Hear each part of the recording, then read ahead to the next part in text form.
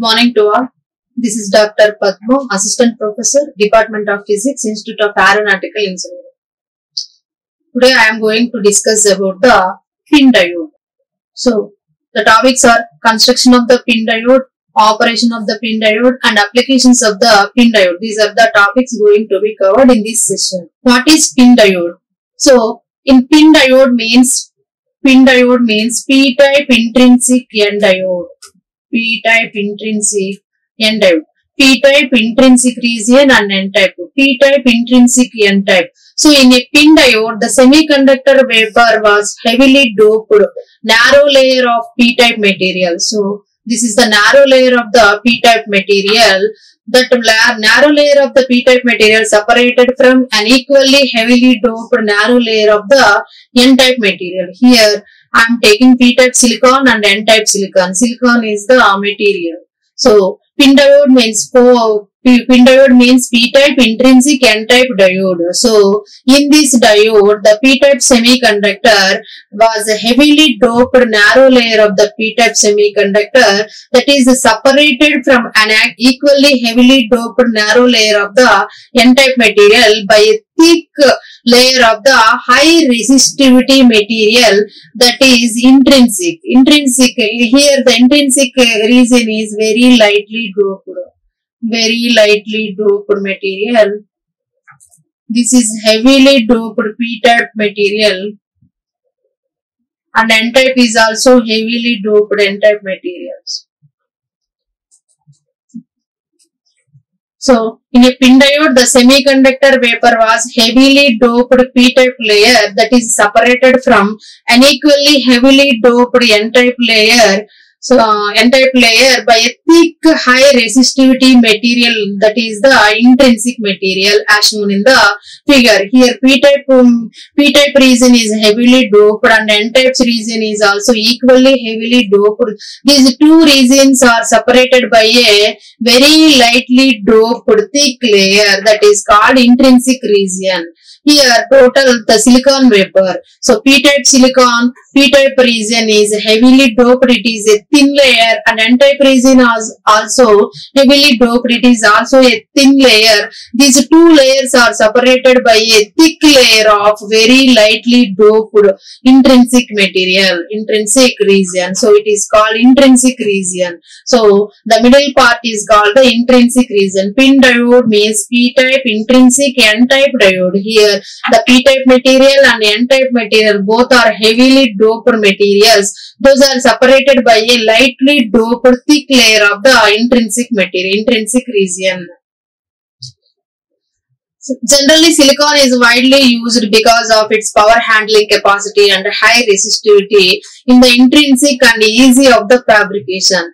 Electrical contacts are taken from the two heavily doped region. So, in this is N-type region, this is a P-type region. Here the electrical contacts are taken from the heavily doped region. So pin diodes are widely used for the microwave power switching, limiting and modulation purposes. So generally silicon is widely used because of its power handling capacity and high resistivity in the intrinsic region. Generally the electrical contacts, that means negative or positive anode and cathode connections are taken from the two heavily doped regions. So, two heavily doped region means the electrical contacts are taken from P region and N region. These two regions are heavily doped regions. So, generally pin diodes are widely used for the microwave power switching and limiting and modulation applications.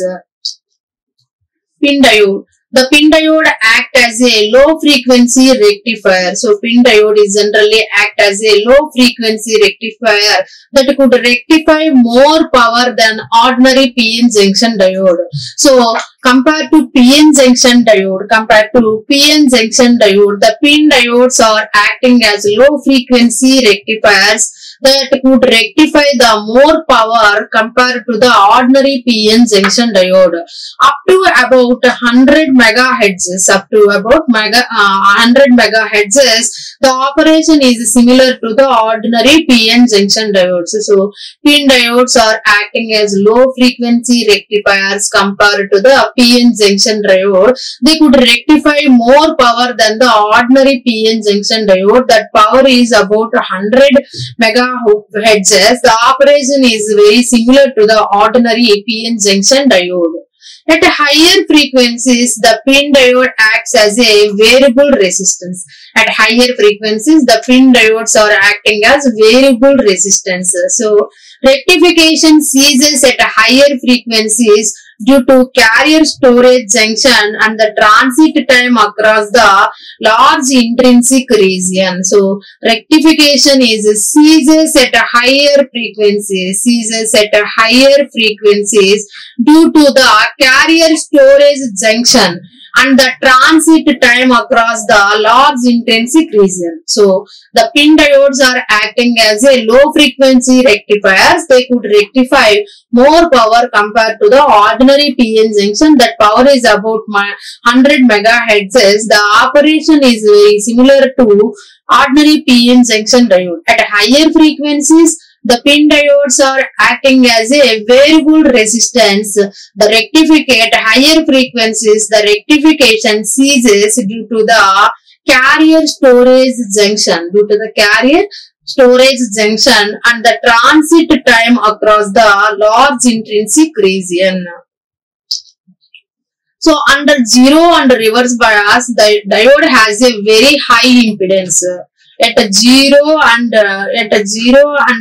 reverse bias, the diode was very high impedance at microwave frequencies and a very low impedance for small forward currents. So, under applying the zero and reverse bias, the diode has a very high impedance at microwave frequencies and at a very low impedances occurred at small forward currents. That is, with bias variation on a PIN diode, its microwave resistance changes from nearly 5 to 10 kilo ohms under negative bias to around 5 ohms under positive bias. So, the bias variation changing the voltage on a PIN diode, its microwave resistance changes from nearly 5 to 10 kilo ohms under the negative bias and it will be around 5 ohms under the positive bias. That is, it behaves like as a microwave switch.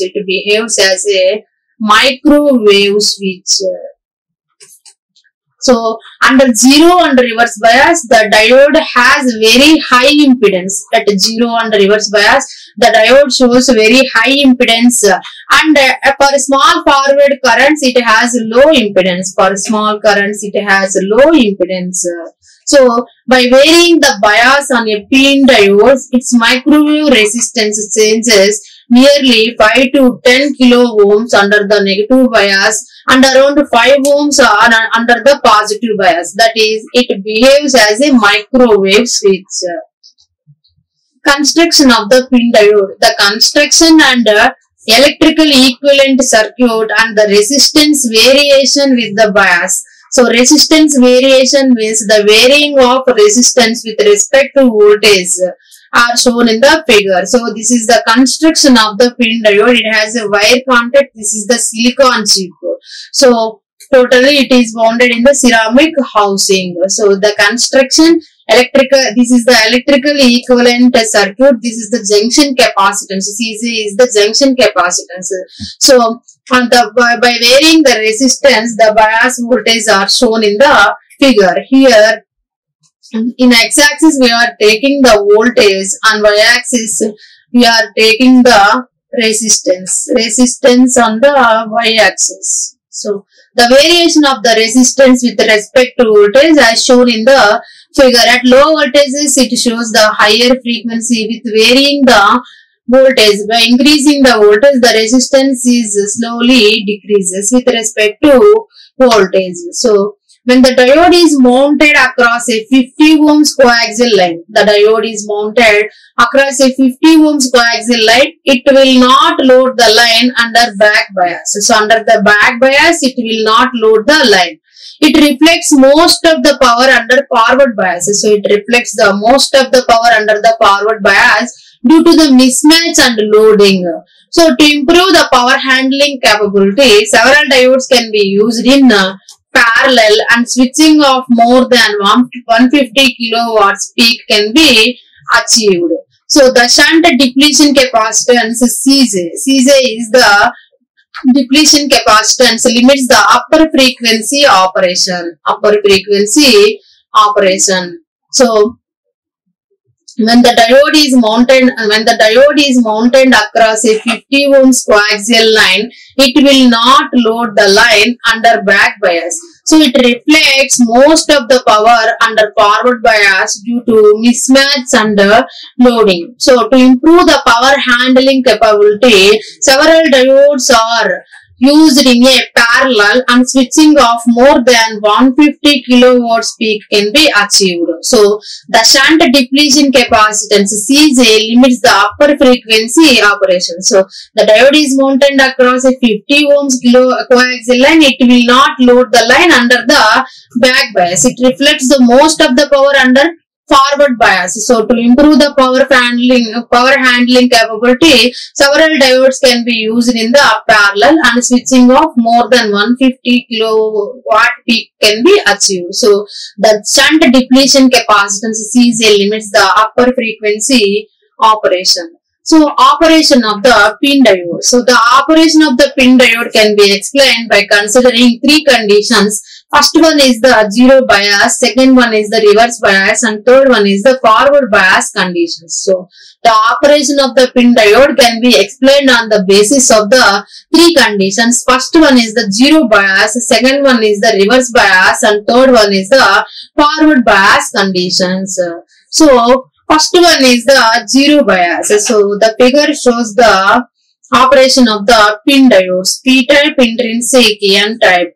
P-type intrinsic, N-type. The middle one shows the under zero bias condition. So at zero bias, the diffusion of holes and electrons across the junction causes the space charge region of the thickness is inversely proportional to the impurity concentration. So at the condition of the zero bias, the diffusion of holes and electrons. So the diffusion of holes and electrons across the junction causes the space charge region. It causes the space charge region. So this is the space charge region. Space charge region is occurred in between P-type and N-type material. So at zero bias, the diffusion of holes and electrons across the junction causes the space charge region of thickness. So space charge region thickness, generally W. W is inversely proportional to the impurity concentration. So impurity concentration means ND or NA. So ND is the donor concentration and NA is the acceptor concentration. So at a zero bias condition, the diffusion of holes and electrons across the junction causes that the depletion layer or space charge region thickness is inversely proportional to the impurity concentration. That is, W is inversely proportional to ND or NA, where ND and NA are the donor concentration and acceptor concentration. So an ideal I layer has no depletion region. So the ideal I layer means here intrinsic layer has no depletion region. That is, P layer has a fixed negative charge and N layer has a fixed positive charge under zero bias. So due to the diffusion of charge carriers, P-type layer becomes as a fixed positive negative charge and N-type layer becomes as a fixed positive charge. So an ideal ideal intrinsic layer has no the depletion layer. That is why here the P layer, due to the diffusion of charge carriers, the electrons and the holes across the junction, the P-type layer has a fixed negative charge and N-type layer has a fixed positive charge under the zero bias. At reverse bias, as reverse bias is applied, the space charge region in the p-type and n-type layers will become thicker. Generally, at reverse bias, the depletion layer thickness is more. WD is more at reverse bias. Generally, at reverse bias, the depletion layer thickness is more. As reverse bias is applied, the space charge region means depletion region in the P and N type layers will become thicker. So the reverse resistance will be very high and almost constant. So at reverse bias, the reverse resistance will be very high and it almost be saturated or constant. So when the reverse bias is applied, the space charge regions in the P type and N type layers will become thicker. So the reverse resistance will be very high and almost constant. Third condition is the forward bias. So with forward bias, carriers will be injected into the I layer and the P and N space charge regions will become thicker. So in generally at forward, in reverse bias condition, for example, this is PN junction diode. In reverse bias condition, the depletion layer thickness is more. But whereas in forward bias condition, it becomes very thin. So WD is small in the forward bias, WD is more in the reverse bias. So with the forward bias, the carriers will be injected into the I layer. So the carriers are injected into the I layer, then the P and N space charge regions will become thicker. Electrons and holes are injected into the I layer from P type and N type layers respectively. This results in the carrier concentration in the I layer becoming raised above the equilibrium levels and the resistivity drops as the forward bias is increased. When the forward bias is increased, the resistivity will be decreases. Whereas in the reverse bias, the resistivity will be very high and it is almost constant. Whenever the forward bias is applied, when the forward bias is increased, then the resistivity drops. So the low resistance is offered in the forward bias direction. So under zero bias condition, under reverse bias condition, when the reverse bias is applied, the space charge regions in the N and P type layers will become thicker. The reverse resistance will be very high and almost constant. Whenever the forward bias condition is applied, with the forward bias, carriers will be injected into the I layer. So in between P type and N type, we have the thin I layer. So in the P type layer is thin layer and N type layer is thin layer, but I type I means intrinsic region is very thicker layer, very thick layer. So whenever the forward bias is applied, the carriers will be injected into the I layer and the P and N type space charge regions will become thicker. So the electrons and holes are injected from N type and P type to the intrinsic region from N type and P type layers. So this results in the carrier concentration in the I layer become raised above the equilibrium levels and the resistivity drops as the forward bias is increased. Thus low resistance is offered in the forward bias condition. Applications of pin diode. First application is the pin diode as a switch. So this is the pin diode. So it can be used either in series or shunt. So the pin diode can be used either in series or shunt. So in the first case, when the diode is reverse bias, the switch is off or open. And when it is forward bias, the switch is closed. So the application of the pin diode is, first application is pin diode is acting as a switch. How can it works as a switch means? It can be used either in series or shunt. So in the first case means in series, when the diode is reverse bias, the switch is off or open. And when it is forward bias, it is closed. So the bias is changed by a suitable control system as shown in this figure. So this is the suitable bias control. This is the pin diode. So pin diode, and this is the load. Load is nothing but resistance. So the pin diode can be used either series or shunt. So in the first case, when we are applying the reverse bias, the switch is off or open, and when it is forward bias, the switch is closed. Totally the pin diode is acting as a switch. So the bias is changed by a suitable control system. By using the bias control, we can use either forward bias or reverse bias. When the reverse bias is applied, means the switch is open. When forward bias is applied, means the switch is closed. So the pin diode is acting as a switch. So in the second case, when the diode is forward biased, the second case means it is a shunt.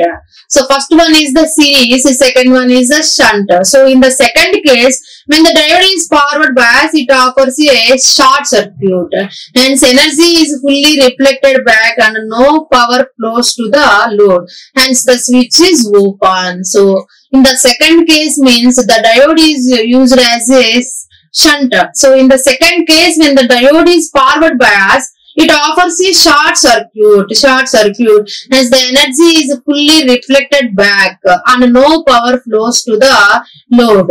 No power flows to the load, hence the switch is open. If the reverse bias, the diode is open, hence the load receives the power, switch is closed. So here this is the bias control. By using bias control, we can apply either forward bias or reverse bias. This is the pin diode. So first we are applying forward bias. Forward bias means it offers a short circuit. Then there is no power flows to the load, hence the switch is open. So when the forward bias is applied, the switch is open. However, we are applying reverse bias, the diode is open, hence the load receives the power, switch is closed. So whenever the reverse bias is applied, the switch is closed. So the pin diode is used working as a switch, either open condition or closed condition. Second one is the pin diode as an amplitude modulator. So pin diode as an amplitude modulator. So the diode is kept at low reverse bias in series with the low frequency modulating signal. So the diode is kept at a low reverse bias. So we are using low reverse bias in series with the low frequency modulating signal. So the modulating signal amplitude is kept smaller than the RF carrier signal. So it is smaller than the RF carrier signal. So the modulated signal amplitude is keeping as smaller than the RF carrier signal. So the modulating signal changes the RF resistance of the diode, so that varying amount of mismatch results. As the amount of carrier power reflected back and hence amount of carrier passed beyond the diode circuit towards the output varies as the input values of the modulating signal. So the diode is working as an amplitude modulator. So amplitude modulated by using the pin diode. This is the low frequency modulating signal. This is the carrier input pin diode. This is the bias control. So this is the amplitude modulated output. So initially the diode is kept at the low reverse bias in series with the low frequency modulating signal. We are taking low frequency modulating signal. Then the modulating signal amplitude is kept smaller than the RF carrier signal. So we are taking the modulating signal, that signal amplitude is keeping smaller than the RF carrier signal. So the modulating signal changes the RF resistance of the diode. The modulating signal changes the RF resistance of the diode, so that the varying amount of mismatching results. As the amount of the carrier power reflected back and hence amount of the carrier passed beyond the diode circuit towards the output varies the input values of the modulating signal. Third one is the pin diode. Pin diode as phase shifter. Pin diode as a phase shifter. Here S represents the pin diode as a switch. So in this diagram S represents the switch. S represents the switch. So the input signal travels a distance equal to L or L plus L. So The input signal is traveling a distance L or L plus L depending on whether S is closed or open. So based on the switch, whether the switch is open or closed, so the distance, the signal travels the distance like L or L plus L. Therefore, between the two conditions, we have a phase shift 2 theta. In these two conditions, we have a phase shift 2 theta. So the signal has to travel to permanent short and return. By adjusting L, phase shift can be adjusted. Capital L will be far greater in magnitude than the small l, which will be the fraction of a wavelength. It find application in a phased array radars. It can be used as a phased array radars. So here L is the distance. So here S represents the pin diode switch. So the input signal travels a distance equal to L or L plus L depending on whether S is closed or open. If S, so the distance is traveling depends on the switch, whether the switch is open or closed. Therefore, between these two conditions, we have a phase shift 2 theta. That means the signal has to travel the permanent short and return. So by adjusting small l, phase shift can be adjusted. So by adjusting L, phase shift can be adjusted. So L will be far greater than in the magnitude than the L. So L will be far greater than the small l. So which will be the fraction of the wavelength. It find applications in the phased array radars. Fourth one is the pin diode as a limiter. So this is the pin, this is the power out. So the input power, and on x-axis we are taking the power input, on y-axis we are taking power output. So the input power P in versus output power P, our load is shown in the diagram. We see that when input power is moderate, output follows input power, and for larger input, we can see that with the input power is moderate means medium, the output follows the input power. So it shows the straight line. And for larger input, the diode absorbs the power and output will be limited, will not vary much with the input power. So the diode absorbing the power and the output will be limited. That will not vary much with the input power. So the pin diode working as the limiter. So we are taking as power input in the x-axis, power output on the y-axis. The input power P input versus output power P output power. The load is shown for the pin diode. We can see that when the input power is moderate, up to moderate, the output follows the input power. So whenever the input power is moderate, the output follows the input power and for the larger input. So the diode absorbs the power, then the output will be limited. It will not vary with much the input power as shown in this figure. These are the applications for these are the references for the semiconductor devices. Donald A. Neem and SMG. Thank you. Like, share and subscribe. Hit the bell icon for more updates.